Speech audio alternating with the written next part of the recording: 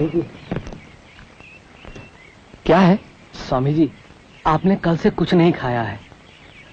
मैं नीच जाति का हूँ स्वामी जी, इसलिए पका कर नहीं लाया। आप चाहे तो खुद ही पका ले, मैं लकड़ी ला देता हूँ। तुम बहुत दयालु हो। आओ, बहुत ही दयालु।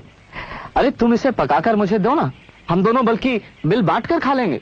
पर मैं तो नीच जाति का हूँ स्वामी जी, आप मेरे हाथ का पका कैसे खाएंगे? तुम मेरे भाई हो, तुम में मुझे भगवान नजर आता है। देखो, अगर तुम मुझे पकाकर खिलाओगे ना तो मुझे लगेगा कि तुमने मेरा सम्मान किया है।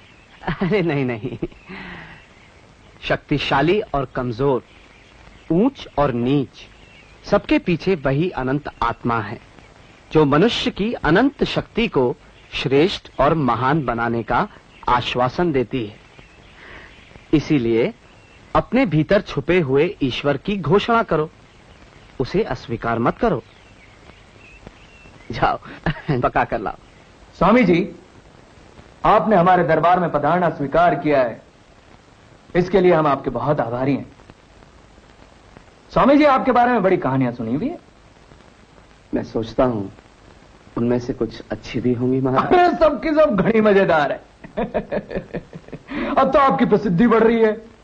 हाँ, लोग कह रहे हैं कि देखा जाना साधु महात्माओं में आप सबसे अलग हो, बहुत अलग हो। आपकी विचारधारा प्रगतिशील है। वो कई किस्सा है कि आप एक शूद्र के साथ भोजन कर रहा और क्यों दीवान जी? ये बात सच है महाराज। नगर में भी यही चर्चा हुआ है कि स्वामी जी हिंदू जात प्रथा में कोनी माने, और इनसे भी बढ़कर स्वामी जी इन बात की भी परवाह कोनी करे कि सामने वालों हिंदू है कि मुसलमान या और कोई जात रो।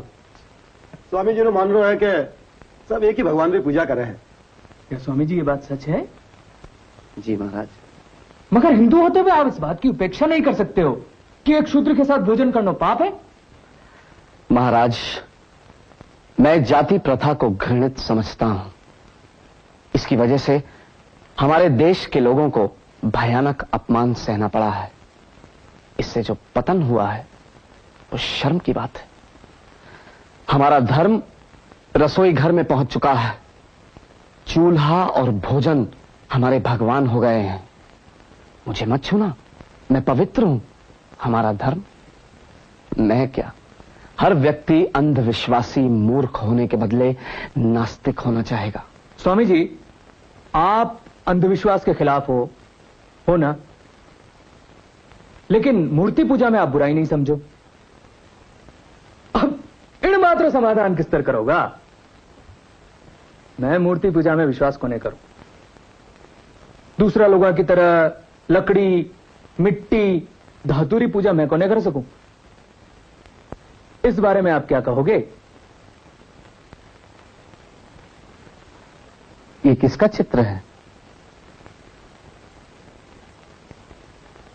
महाराज का। दीवान जी, कृपया इस चित्र को उतारिए।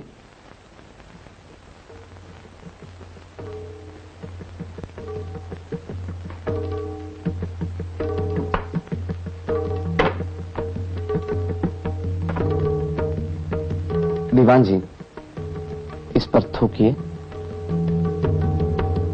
मैं कह रहा हूं, थूकिए, थूकिए इस चित्र पर। स्वामी जी, ये आपने कहीं करवारा वास्ते कह रहा हो। यो महाराज रो चित्र है, मैं ये किस तरह कर सकूं? लेकिन ये तो सिर्फ कागज का एक टुकड़ा है। ना तो इसमें महाराज की हड्डियां हैं, ना मांस, ना रक्त। ना तो ये महाराज की तरह बोलता है और ना ही उनकी तरह व्यवहार करता है।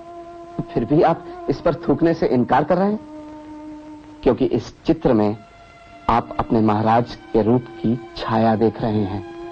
वास्तव में आप इस पर थूकने से अपने महाराज, अपने स्वामी का अपमान समझ रहे हैं। देखिए महाराज, एक अर्थ में आप इस तस्वीर में हैं और दूसरे अर्थ में आप नहीं हैं। आपके स्वामी भक्त कर्मचारी इस तस्वीर को उतना ही सम्मान देते हैं जितना वो आपके व्यक्ति को देते हैं। यही बात उन भक्तों पर लागू होती है जो पत्थर या धातु की देवी देवताओं की मूर्तियों की पूजा करते हैं। प्रतिमा उनके मन में उनके इष्ट को लाकर खड़ा कर देती है और इस बात में मदद करती है कि वो अपने प्रभु में मन रमा सके। वास्तव में वो पत्थर या धातु की मूर्ति की पूजा नहीं करते।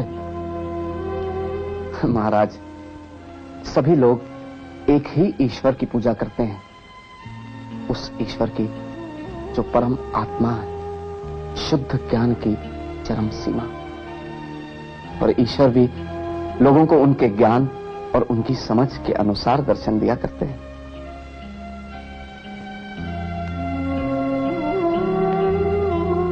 स्वामी जी, आपने मेरी आंखें खोल दी।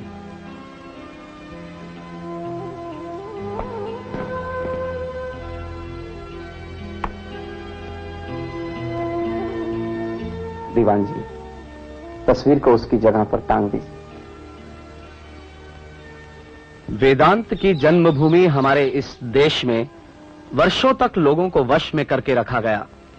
हमारे सामंतवादी पूर्वजों ने देश की साधारण जनता को पैरों तले इतना रौंदा कि वो बेबस हो गए, और इस अत्याचार के कारण